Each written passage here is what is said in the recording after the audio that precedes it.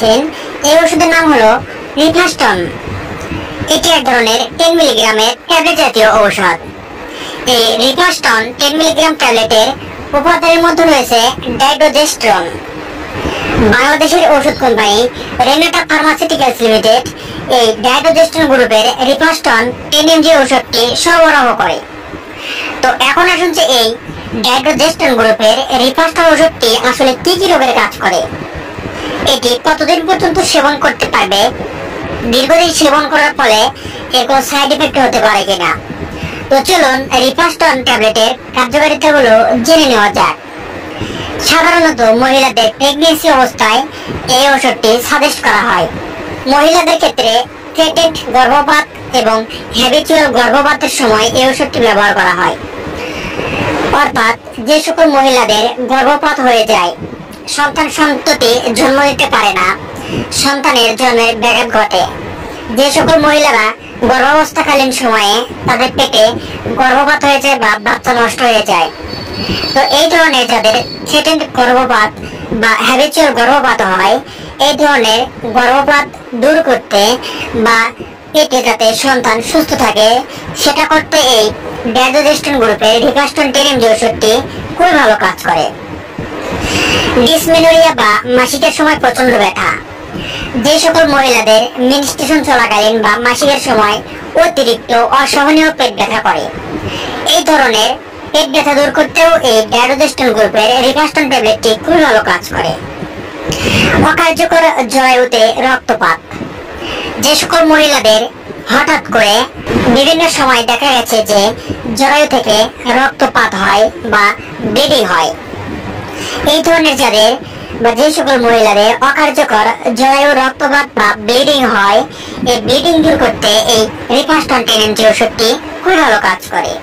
Secondary amenorrhoea বা ঋতুস্রাব বন্ধ হওয়া, যে সকল মহিলাদের মেনোপজের আগে বা যাদের বয়স 40-এর নিচে বা 45-এর নিচে এরকম যে মহিলারা রয়েছে তাদের ক্ষেত্রে হঠাৎ করে ঋতুস্রাব বন্ধ হয়ে যাওয়া, হঠাৎ করে ঋতুস্রাব যদি বন্ধ হয়ে যায় তাহলে মহিলাদের শরীরে বিভিন্ন ধরনের সমস্যা দেখা দেয়।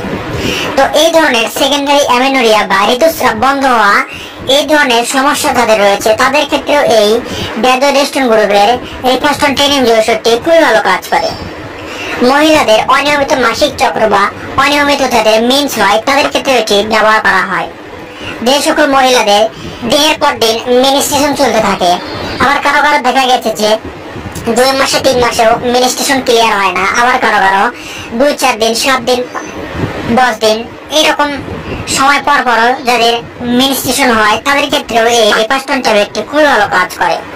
এক কথায় বলতে গেলে থ্রেটেড গর্ভপাত, হ্যাবিচুয়াল গর্ভপাত, ডিসমেনোরিয়া বা মাসিকের সময় প্রচন্ড পেট ব্যথা, অকার্যকর জরায়ুতে রক্তপাত বা ব্লিডিং হওয়া, সেকেন্ডারি অ্যামেনোরিয়া বা ঋতুস্রাব বন্ধ হওয়া, অনিয়মিত মাসিক চক্র, এগুলো দূর করতে আসলে এই রিফাস্টন ট্যাবলেটটি বা ডাইড্রোজেস্টেরন গ্রুপের ঔষধ খুবই ভালো কাজ করে।